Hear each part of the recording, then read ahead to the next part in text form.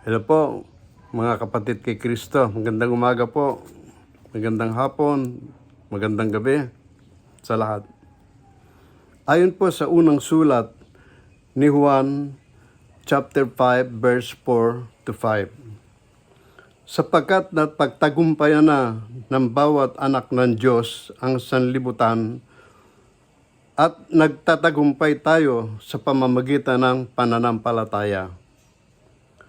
Sino ang makapagtatagumpay laban sa sanlibutan?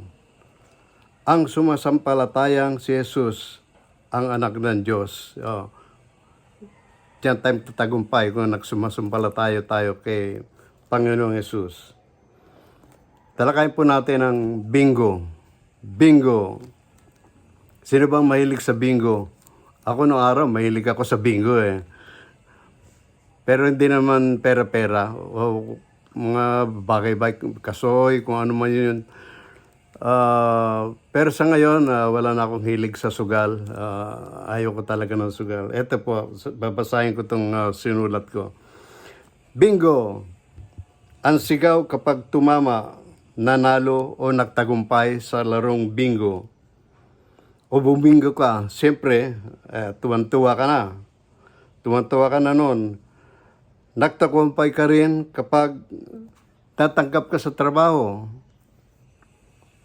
Panalo ka rin kung sinagot ka ng mataas, ng matamis na oo, ng nililigawan mong iniibig na dilag. Yung mga nanliligaw, pag sinagot siya, siyempre bingo. Minsan sa inyong paglalakad ay hindi sinasadyang nakapulot na 1,000 piso sa daan. Aba, wagi ka na noon. Kapag ang isang babae ay may asawang tigasin, sabi nga nila, tigasaing, tigalaba, tigaluto, mabait, responsable, tunay na haligi ng tahanan. Dahil sa kabaitan at relihiyoso, aba, nagtagumpay na siya. Siya sa buhay may asawa. Sabihin, nagtagumpay siya sa buhay may asawa. Ang tanong, ang lahat ba ng ito ay iyong hiniling sa Diyos o pinagdasal mo kaya ka nagtagumpay?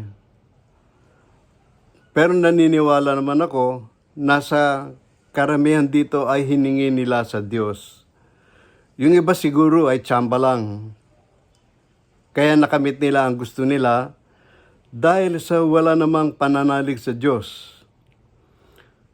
Sa mga nangyayari ngayon sa ating bansa, maraming nagtatagumpay sa kung anong gusto nila kahit wala silang pananampalataya sa Diyos, nananaig ang kagustuhan nila.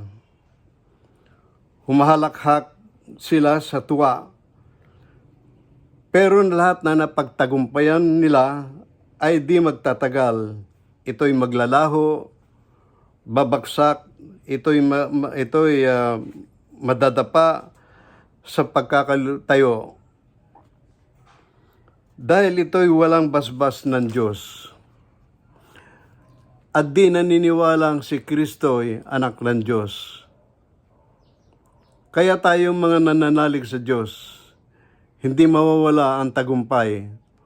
Humiling tayo, kausapin ng Diyos, manalangin at ang tagumpay ay makakamit.